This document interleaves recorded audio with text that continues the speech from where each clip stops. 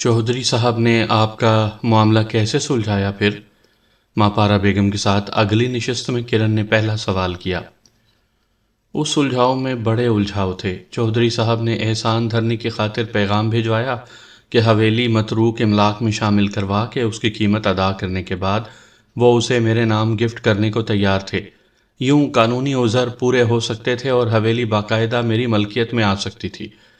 है तो बज़ाहिर ये एक सीधा सा हल, मगर मेरी वो अकड़ अभी पूरी तरह गई नहीं थी, या फिर मैं मामलात से इतनी बाखबर न थी। अलबत्ता ये ज़रूर समझ गई कि ये एहसान दर हकीकत वो अपनी कही पुरानी बात को पूरी करना चाहते थे। ऐसा ना हो कि मुझे उन्हें मुस्कुराकर हवेली में खुश आमदीद कहना पड़े, सो मैंने उस एहसान को लेने से इनकार कर दिया। इस पर तो वो फिर बहुत बिगड़ गए होंगे, किरण ने कहा। बिगड़े होंगे या नहीं इसका तो मुझे इल्म नहीं, अलबत्ता उन्होंने ये ज़रूर पूछवाया कि फिर मेरी नज़र में उसका हल क्या है। अब हल तो जो भी था उन्हीं के हाथ में था। जिस तरह मलकियत के मुतल्लिक सवाल उठाए गए थे उसी तरह ख़त्म भी करवाए जा सकते थे, मगर वो ऐसा क्यों करते कि उन्होंने जिस मकसद के लिए हमें इस आजमाइश में डाला था वो कैसे पूरा होता। इधर दिन और मोहलत थी कि ख़त्म हुई जा रही थी। उन्हीं दिनों एक और अहम वाक़या ऐसा हुआ कि हम सब की जानों मत मारी गई। वो क्या हुआ? मैंने शायद तुमसे ये मेहरू खाला की बेटी शन्नो का जिक्र नहीं किया। ये शन्नो बीबी लड़कपन में ही किसी आवारा से शख्स के साथ इश्क लड़ाने के बाद उसके साथ फरार हो चुकी थी। माँ मेहरू खाला के जमा जत्था के सुनने में आया था कि उस लड़के ने उन्हें किसी रईस आदमी के पास बेच दिया था और वो रईस आदमी उन्हें अपनी रानी बनाकर गालिबन विलायत ले गया था। मेहरू खाला शन्नो पर अपने जमा जत्थे समेत फातिया पढ़ चुकी थी। हकूमत की भिजवाई मोहलत में 2 दिन बाकी थे जब शन्नू बेगम अचानक कहीं से आन हाजिर हुई। गोद में एक बच्चा उठाए, चेहरे से लगता था ज़माने भर की खाक उड़ाने के बाद यहाँ पहुंची थी। हालत इस कदर ख़राब कि हम में से तो किसी ने क्या पहचानना था, मेहरू खाला भी उनको ना पहचान पाई। उन्होंने आकर यहाँ इधर, महापारा बेगम ने सहन के एक कोने से ऊपर जाते जीने की तरफ इशारा किया, उधर सीढ़ियों पर बैठकर कमाल के बैन करने शुरू कर दिए। ए अम्मा, अगर तुम मुझे नहीं पहचानो तो फिर भला ज़माने में मुझे कौन पहचानेगा। ए अम्मा, मैं उजड़ गई, मैं लुट गई। ए अम्मा, अगर तुम भी मुझ गरीब की तरफ नज़र ना करोगी तो कौन करेगा। गर्ज वो चीखो पुकार उन मोहतरमा ने डाली कि अल अमान। उधर मेहरू खाला अंदर फूंकारती फिर रही थी। उस बदजात से कह दो यहाँ से दफ़ा हो जाए। उस शन्नो को यहाँ का रास्ता दिखाया किसने? किसी किसी के करतूतों वाली ज़ात मेरासन को उस धक्के देकर बाहर निकालो। हम सब हैरान, किसकी सुने किसकी ना सुने। शन्नो चिल्लाते हुए बेदम होकर सीढ़ियों ही पर बेहोश होकर गिर गई। मुंह से खून उगलने लगी। छोटा सा बच्चा पास बैठा री री कर रहा था। मरते क्या न करते, उसको उठाया, संभाला, पानी वानी पिलाया और उसका अहवाल सुना। ज़माने भर के जुल्म और दुख उसने हमें सुनाए जो उसको उठाने पड़े थे, और अब बकौल उसका आखिरी वक्त था, क्योंकि वो टीबी की आखिरी स्टेज पर पहुंच चुकी थी। देखने में भी ऐसा ही दिखता था। ये बिपता उसकी सुनकर मेहरू खाला कुछ नरम पड़ गई। आखिर माँ थी, गरीब क्या करती। उसे उठाया, संभाला, बच्चे को संभाला। खासी टहल सेवा के बाद शाम तक वो इस काबिल हुई कि बाकी का अहवाल सुना सके। बकौल उसके वो रईस साहब उसे वलायत फेंक कर ऐसे गायब हुए कि आज तक उनका निशान ना मिला, और ना जाने कहाँ कहाँ के धक्के खाने के बाद वो वापस इधर पहुंची थी। बच्चा रईस साहब का था और उस वक्त तक चूंकि शन्नो की हालत बहुत बिगड़ चुकी थी, वो पूछती पुछवाती बच्चे को इधर ले आई थी मेहरू खाला के हवाले करने। अभी हम ये गुफ्तगू सुनने ही में मसरूफ़ थे कि किसी ने चौधरी मकसूद अहमद गोराइया की आमद की इत्तला दी। शन्नो ये नाम सुनकर उठकर बैठ गई। ये यहाँ क्यों आया है? उसका सवाल सुनकर हम सब ही चौंक गए। तू जानती है उसे क्या? मेहरू खाला ने पूछा। उसका भाई मंजूर अहमद गोराइया ही तो इस बच्चे का बाप है। उसने एक नया इंकशाफ किया। अम्मा, मुझे छुपा लो, ये अब ना जाने मेरे साथ क्या करने आया है। फिर वो बिलक बिलक कर रोने लगी। ये एक नई सूरत हाल थी, कतई गैर मुतवक्के और अजीब व गरीब। ये बच्चा जो तू मेरे हवाले करने आई थी, उसके हवाले कर जो उसका चचा या ताया है। मार उसके मुंह पर यह बच्चा। लोगों को जगह जगह जलील करने ही दुनिया को आए हैं। दिल फेंक, ऐश परस्त, कमबख्त। مہرو خالہ نے تنک کر کہا، مگر شنوں کو ایسا کرنے کی مہلت ہی نہ ملی۔ وہ چودھری مقصود کی آمد کا سن کر ہی دم ہار بیٹھی تھی۔ کھانسی کا ایک شدید حملہ اس پر ہوا اور وہ کھانستے کھانستے بے دم ہو کر گر پڑی۔ ہم سب کو اس کی پڑ گئی۔ ڈاکٹر کو بلوایا گیا، مگر شاید وہ آخری مرتبہ ماں کو دیکھنے کے لیے ہی یہاں پہنچی تھی۔ رات تک اس کے سانس ختم ہو گئے اور وہ اپنے آخری ٹھکانے پر پہنچ گئی۔ شنوں کا یہاں آنا اور چودھری مقصود کے ساتھ ایک انوکھے تعلق کا انکشاف چکرا دینے والی بات تو تھی ہی، مگر یہ ہمارے لیے اس بدترین صورتحال میں ایک ٹرننگ پوائنٹ بھی ثابت ہو سکتی تھی۔ مہرو خالہ نے دنیا دیکھ رکھی تھی اور وہ زمانے کی تمام چالوں سے بخوبی واقف تھیں۔ ابتدائی سوگ منانے کے بعد اپنے پاس وقت کم ہونے کے سبب ان کا تجربے کار ذہن کسی اور نقطے پر سوچنے لگا۔ اگلی سپہر انہوں نے شنوں کے جنازے کے بعد مجھے اور استاد صاحبان کو اپنے پاس بلایا۔ ان کا خیال تھا کہ اس بچے کی شکل میں ان کے ہاتھ میں ایک ہتھیار آ گیا ہے۔ شنوں کے بیگ سے بچے کا پیدائشی سرٹیفکیٹ بھی نکل آیا تھا۔ ہم نے چودھری مقصود کو الٹا بلیک میل کرنے کا پورا پروگرام طے کر لیا اور چودھری مقصود کو اسی رات ملاقات کے لیے وقت بھی دے دیا۔ وہ اپنے وقت پر یہاں پہنچ گئے۔ مہرو خالہ نے بچے والا انکشاف کیا اور اپنے تئیں دھمکی دی کہ اگر ہم سے حویلی چھیننے کا پروگرام پکا ہو گیا ہے تو ہم بچے والی بات عام کر کے ان کے لیے بھی مشکلات کھڑی کر سکتے تھے۔ پھر ان کا رد عمل کیا ہوا؟ کرن نے بے صبری سے پوچھا۔ کچھ خاص نہیں، بڑے تحمل سے بولے کہ حویلی چھیننے والی بات سے ان کا کوئی تعلق نہ تھا، الٹا وہ تو اس سلسلے میں ہماری مدد کرنا چاہتے تھے۔ بچے والی بات کو انہوں نے قطعی جھٹلانے کی کوشش نہیں کی، بلکہ سرد آب بھر کر بولے، ہمارے بڑے بھائی صاحب مرحوم کی زندگی کے ڈھنگ کچھ عجیب سے ہی رہے۔ ہماری بھابھی محترمہ کے ہاں اولاد نہیں ہوئی، جب تک زندہ رہے اولاد کو ترستے رہے۔ یہ نہیں بتایا کہ کوئی ایسا بچہ ولایت چھوڑ آئے ہیں۔ یقیناً اپنی بیوی کے اس بازار سے تعلق کو ظاہر نہ کرنا چاہتے ہوں گے، تبھی یہ بات نہ بتا سکے۔ کون سا اس بازار میاں؟ مہرو خالہ بیماری اور بڑھاپے کے باوجود تنک کر بولی۔ وہ اور ہوں گے جن کا تعلق کسی قسم کے بازاروں سے ہوگا۔ ہم خالص دلی والیاں ہیں اور ہماری کسی بھی نسل میں سے کوئی لڑکی کوٹھے پر نہیں بیٹھی۔ گانا بجانا ہمارا خاندانی فن ہے۔ ضروری ہے کہ فن کا تعلق کسی بازار سے ہی ہو؟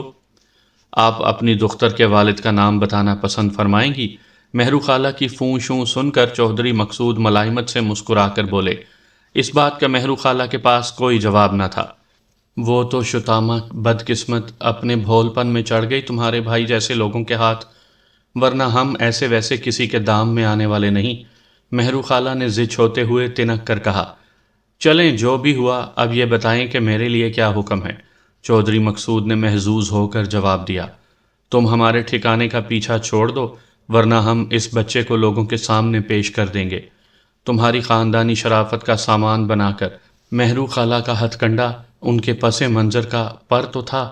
آپ ایسا نہیں کر سکیں گی، چودھری مقصود سنجیدگی سے بولے۔ ویسے میں تو مہاپارہ بیگم کی مدد کرنا چاہتا تھا حویلی کے سلسلے میں۔ انہوں نے نظر اٹھا کر میری طرف دیکھتے ہوئے کہا، اگر میری موجودہ حیثیت ان کے کسی کام آ سکتی تو میرے لیے خوشی کی بات ہوتی، مگر آپ لوگ شاید خود ہی ادھر رہنا نہیں چاہتے۔ مہرو خالہ کا وار ضائع ہوتا دکھائی دے رہا تھا۔ ہم تو ادھر سے نکال دیے جائیں گے، مگر یہ یاد رکھو جاتے ہوئے تم جیسوں کی شرافت کا جنازہ بھی نکال کر جائیں گے۔ مہرو خالہ جن کے خیال میں شنوں کی غیر متوقع آمد ہمارے لیے معجزہ ثابت ہونے والی تھی، اور میرے ذہن میں بے شمار سوال گردش کر رہے تھے۔ حویلی سے بے دخلی، نئے ٹھکانے کے لیے خواری، بنی بنائی عزت خلاص، خبریں، افواہیں، قیافے، لوگوں کی زبانیں، میرے لیے یہ سب باتیں ناقابل برداشت تھیں۔ میں چکراتے سر کو پکڑ کر بیٹھ گئی۔ اگر آپ کو یہ سارے حل ہی ناقابل قبول ہیں تو ایک اور سادہ سا حل پیش کر سکتا ہوں۔ چودھری مقصود کی آواز میرے کانوں میں پڑی تو میں ذرا چوکنی ہو کر بیٹھ گئی۔ ماپارا جی کو ایک مداح کی گفٹ کی ہوئی حویلی قبول نہیں تو ایک شوہر کی گفٹ کی ہوئی حویلی قبول کر لیں۔ کیا مطلب ہے آپ کا؟ میں بے ساختہ بولی۔ سیدھی سی بات ہے، وقت کم رہ گیا ہے، زیادہ بحث اور سوچ میں پڑنے کے بجائے ایسا کرتے ہیں کہ ایک رسمی سا نکاح کر لیتے ہیں، پھر حویلی کا معاملہ میں جانوں، یہ آپ کی سردرد نہیں رہے گی۔ میں تل ملا کر کوئی سخت سا جواب دینا ہی چاہتی تھی کہ میری نظر استاد کالے خان پر پڑی، جو سر کے اشارے سے مجھے کوئی بات کرنے سے منع کر رہے تھے۔ مجھے بھنا کر خاموش رہنا پڑا۔ استاد جی، اگر اس بات کا کوئی مثبت جواب ملا تو مجھے مطلع کر دیجیے گا، ورنہ پھر حویلی سے سامان سمیٹنے کی تیاری کر لیجیے گا۔ چودھری مقصود نے اپنا نقرئی سگریٹ کیس اٹھاتے ہوئے کہا اور کھڑے ہو گئے۔ میں نے ایک نظر مہرو خالہ کے دھواں ہوتے اور چودھری صاحب کے پرسکون چہرے پر ڈالی اور میرے اندر مزید آگ لگ گئی۔ کل میرے 2 بندے آئیں گے اور وہ بچہ جو یہاں لایا گیا ہے اسے لے جائیں گے۔ امید ہے کہ اس معاملے میں آپ مجھے اس سے زیادہ زحمت اٹھانے کا موقع نہیں دیں گی۔ اب وہ مہرو خالہ سے مخاطب تھے۔ جاؤ جاؤ میاں، ساری زندگی دیکھے ہیں بہت تم سے ترم خان، اور ان کو انگلیوں پر نچایا بھی ہے۔ یہ فن ابھی ہم بھولے نہیں۔ جاؤ تم اپنی سی کرو، ہم اپنی سی کرتے ہیں۔ وہ اسی پرانی اکڑ کے ساتھ بولی، مگر مجھے محسوس ہوا کہ ان کا لہجہ خاصا کھوکھلا ہو چکا تھا۔ اس وقت تک استاد صاحبان چودھری صاحب کو رخصت کرنے چلے گئے اور کمرے میں صرف ہم 2 نفوس رہ گئے۔ اے بی، سیاہ اونٹ جس کروٹ بیٹھنے والا ہے وہ تو نظر آ رہا ہے۔ مہرو خالہ نے بازو گھٹنے اور ہاتھ پیشانی پر ٹکاتے ہوئے کہا، تمہاری سوکھی ماری فونفا نے اس حال تک پہنچایا ہے۔ ایک گیت سنانے کی ضد تھی، کیا تھا، سنا دیتی اور پوری کر دیتی۔ اس کا مطلب ہے کہ دوسرے کی ذاتی زندگی پر حملے کر دیے جائیں؟ میں تنتنا کر بولی، یہ تو اس میدان میں نیا نیا آیا ہے، شکر کر، اس لیے پھر بھی شرافت سے کام لے رہا ہے۔ ہم نے تو کئیوں کو ایسی ہی معمولی ضد کے پیچھے لوگوں کو اٹھاتے ہوئے بھی دیکھا ہے۔ اٹھا لے جاتے ہیں، اپنی ضد اور من مانی پوری کر لیتے ہیں اور پھر واپس چھوڑ جاتے ہیں، اور جن کے ساتھ ایسا کرتے ہیں وہ یوں رہتی ہیں جیسے کچھ ہوا ہی نہیں۔ یہ جو اتنے خاموش دریا بہہ رہے ہیں نا، اس فن کی دنیا میں ان کی تہ میں بھی کئی موقع ملے تو جھانک کر دیکھو کیسے طوفان بپا ہیں۔ مہرو خالہ کا تجربہ بولنے لگا، پھر اب کیا کروں؟ آپ کی بچے والی بات بھی رائے گاں گئی، اس نے تو کوئی نوٹس ہی نہیں لیا، الٹا بولا بچہ لے جاؤں گا۔ میں نے انہیں اشتعال دلانے کی کوشش کی، ہاں تو لے جا سکتا ہے تو کہہ رہا تھا نا۔ وہ بھڑکے بغیر بولی، بی بی اس وقت راج ہے اس کے پاس۔ زمانہ وہ چل رہا ہے جب شرفا ٹوپیاں سنبھالتے پھر رہے ہیں، فوجی عدالتوں اور شرعی سزاؤں کی آڑ میں پرانے بدلے چکائے جا رہے ہیں۔ اس ملک میں اسلام نافذ ہو چکا ہے جسے یہ لوگ شرعی قانون کہتے ہیں، جس کو ڈور ملی ہلا رہا ہے۔ اب بتا، تیرے میرے جیسوں کی کون سنے گا اس وقت میں؟ وہ لفظ چبا چبا کر بولی، تو پھر ایسا کریں کہ سامان بندوانا شروع کر دیں۔ میں نے فیصلہ صادر کر دیا، ہاں جیسے آگے تیرے لیے محل سجے ہوں کسی محلے میں۔ وہ لڑاکا عورتوں کی طرح ہاتھ نچا کر بولی، بی بی یہ حاکم کی ضد ہے، جو تجھے یہاں سے نکلوائے گی تو کہیں بھی چین سے نہ بیٹھنے دے گی۔ وہ تجھے ہر اس جگہ سے نکلوائے گا جہاں تو رہنے کی کوشش کرے گی، تا وقت یہ کہ تو اس کی بات نہ مان لے۔ کیا مطلب ہے؟ کون سی بات مان لوں؟ میں بھڑک کر بولی، جو گیت سنانے سے چل کر نکاح پڑھوانے تک آ پہنچی ہے۔ اب تو یہ بات مانے گی ہی تو ہی رہ سکے گی، سلامت حویلی میں بھی اور فن کی دنیا میں بھی۔ انہوں نے میری سماعتوں پر تجربے کا ایک اور بم برسایا۔ پھر کیا ہوا؟ کرن نے تجسس کی انتہا پر پہنچ کر بے اختیار پوچھا۔ پھر کیا ہونا چاہیے تھا؟ ماں پارا بیگم نے مسکرا کر کہا، وہی ہوا جو منظور خدا تھا۔ بتائیے تو، کرن نے بے چینی کا مظاہرہ کیا۔ دراصل انسان بہت کمزور اور الجھا ہوا ہوتا ہے۔ اس کے دعوے، اس کے اصل، اس کا تنتنا، غرور، انا، خودی، خودداری، سب ایسی چیزیں ہیں جن پر حالات اور مصلحت قابو پا لیتے ہیں اور پھر انہیں خس و خاشاک کی طرح اپنے ساتھ بہا کر لے جاتے ہیں۔ جب ہی تو پیروں، ولیوں، بزرگوں نے ان سب چیزوں سے منع فرمایا ہے، اور شاید اسی لیے ہمارے اس خطے کی سمجھدار مائیں اپنی بیٹیوں کی تربیت کرتے ہوئے ایک پیغام ضرور سناتی جاتی ہیں کہ بیٹا، انا مارنا سیکھ۔ انا مارنا جو لڑکی سیکھ جاتی ہے بڑے آرام میں رہتی ہے۔ میرے ساتھ ٹریجڈی ہی یہ رہی کہ جتنی بڑی میں خود تھی اس سے کہیں زیادہ بڑی میری انا تھی۔ میں نے انا مارنا نہیں سیکھا تھا، سو قدرت اور قسمت مجھے یہ دونوں سبق سکھانے پر تل گئیں۔ اسی دعوت، اصول، تنتنے، غرور، خودی اور خودداری جس کے سبب میں نے چودھری مقصود کو گیت نہ سنانے کا اعلان کیا تھا، اسی کو بچانے کے لیے مجھے اس کے سامنے گھٹنے ٹیکنے پڑے، کیونکہ میں نے لمحوں میں جان لیا تھا کہ مہرو خالہ غلط نہیں کہہ رہی تھی۔ اقتدار اور منصب جب تک چودھری مقصود کے سر پر تھا، اس وقت تک اس نے ہمیں کہیں بھی چین سے بیٹھنے نہیں دینا تھا۔ یہ حویلی تو جاتی سو جاتی، رہنے کی کوئی مستقل ٹھکانہ نہ مل پانے کے امکانات کبھی تھے۔ جوں جوں سوچتی گئی بڑی اہم باتیں سمجھ میں آتی گئیں۔ ہڑبڑا کر استاد کالے خان کے پاس جا پہنچی اور انہیں چودھری مقصود کے نکاح کی پیشکش قبول کر لینے کا اندیا دے دیا۔ جب عقل کو ہر جانب اندھیرا دکھتا ہے نا تو وہ بھی عمل کرنا بند کر دیتی ہے۔ یہی حال میرا ہوا۔ اپنی جان سے عزیز انا کو بچانے کے لیے وہ کرنے بیٹھ گئی جس سے چند ماہ پہلے صرف ایک گیت سنا کر بچایا جا سکتا تھا۔ تو آپ نے چودھری مقصود سے نکاح کر لیا؟ کرن نے گہرا سانس لیتے ہوئے پوچھا۔ ہاں، نکاح کر لیا، ماں پارا بیگم نے سر جھکا کر اپنے بازو میں پڑے ٹھوس کڑے گھماتے ہوئے کہا، اور باہر کسی کو کانوں کان خبر نہیں ہوئی؟ اس وقت تو قطعی نہیں ہوئی۔ باہر کیا، ہماری یہاں حویلی میں بھی ماں سوائے استاد صاحبان، مہرو خالہ، فتح خان، استاد کالے خان کی پھوپھی مرحومہ اور اس خاص ملازمہ چمپا کے علاوہ کسی کو پتہ تک نہیں چلا کہ رات کے اندھیرے میں یہاں کیا کایا پلٹ ہوئی۔ چودھری مقصود نے بھی کسی کو نہیں بتایا؟ اس خبر کے اڑنے سے مجھ سے زیادہ ان کو نقصان پہنچنے کا اندیشہ تھا۔ وہ ہم سے بھی زیادہ محتاط تھے۔ پھر آپ نے چودھری صاحب کو کیسا انسان پایا؟ کرن نے ایک بار پھر متجسس انداز میں پوچھا۔ پایا وایا کچھ نہیں بیٹا، یہ تو محض کاغذی نکاح تھا۔ میری حویلی اور انا بچ گئی۔ چودھری کی ضد پوری ہو گئی۔ اس حویلی کی دہلیز پر کھڑے ہو کر میں مسکرا کر انہیں خوش آمدید کہہ رہی تھی۔ بس اتنی سی بات کے پیچھے تو سارا بکھیڑا پھیلایا گیا۔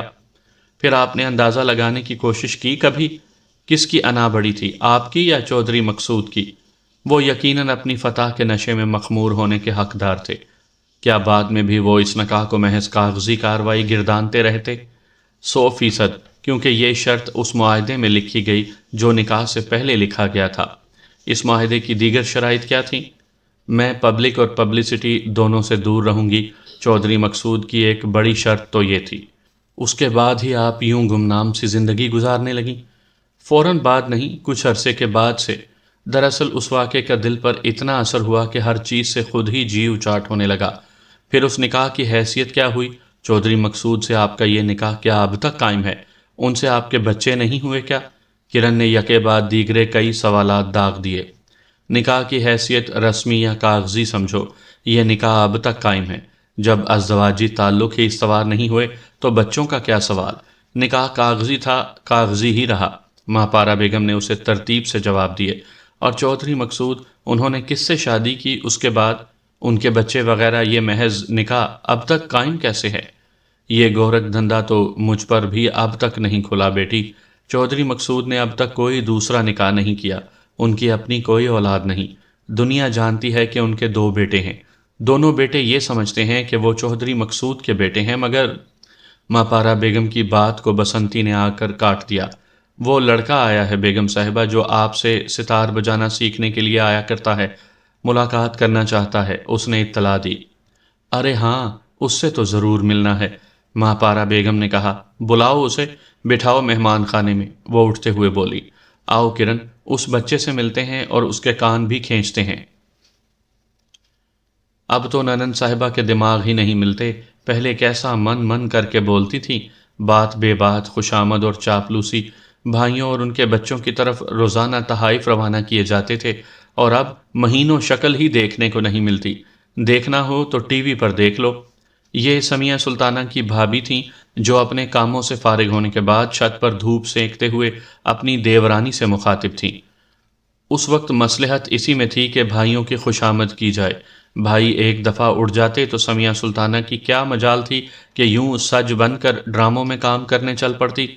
ادھر بھائیوں نے ٹھنڈا ہو کر صورتحال کو قبول کر لیا، ادھر سمیہ سلطانہ نے منہ موڑ لیا، کیونکہ اب وہ جس جگہ پہنچ چکی ہے وہاں سے واپس لانا اس کے بھائیوں کے بس کا روگ نہیں رہا۔ ویسے بھی ہمیں کیا فرق پڑتا ہے؟ بڑی بھابھی ہماری تو اپنی جان چھوٹی مائی بابے سے۔ چھوٹی بھابھی کنوں چھیلتے ہوئے بولی۔ ہم چاہتے بھی تو یہی تھے، اور ایک لحاظ سے یہ اچھا ہی ہوا۔ بڑی بھابھی نے کنوں کی پھانک منہ میں رکھتے ہوئے کہا۔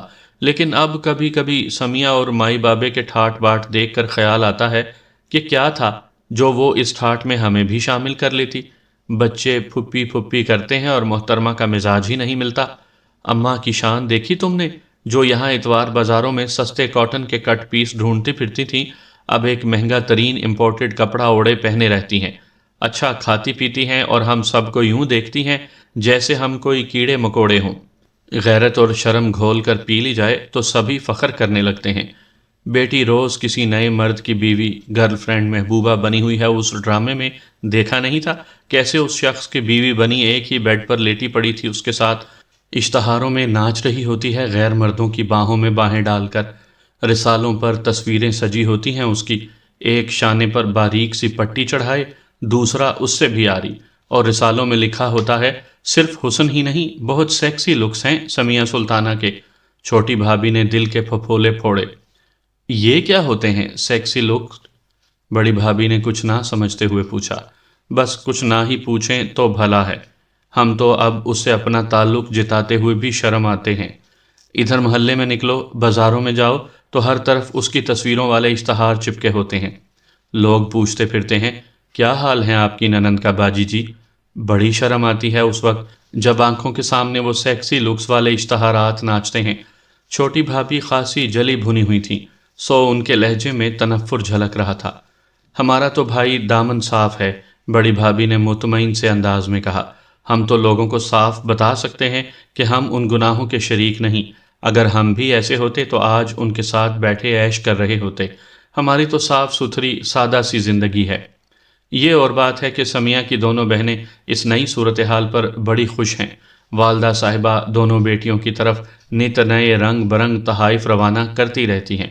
ابھی جب سمیہ واپس آئی تھی باہر سے تو دیکھا تھا کیسے بڑے بڑے بیگ پہنچے تھے دونوں آپاؤں کے گھر۔ چھوٹی بھابھی کو ایک اور بات یاد آ گئی۔ وہ کیوں خوش نہ ہوں گی؟ تحائف کی ایک رہی کمرہ خالی کرا دیا بہن کی۔ سمیہ نے اس لڑکے سے، کیا نام ہے اس کا؟ حسن، چھوٹی بھابھی نے یاد دلایا۔ اس کے ساتھ تو سمجھو میاں بیوی والا رشتہ ہی پکا ہو گیا سمیہ بیوی کا، مگر شادی نہیں کریں گے اس سے، یہ لکھوا لو تم۔ شادی کے بعد مانگ ہی ختم ہو جاتی ہے اداکاروں کی، پھر انہیں کام کہاں ملتا ہے؟ بڑی بھابھی نے اپنی معلومات جھاڑی۔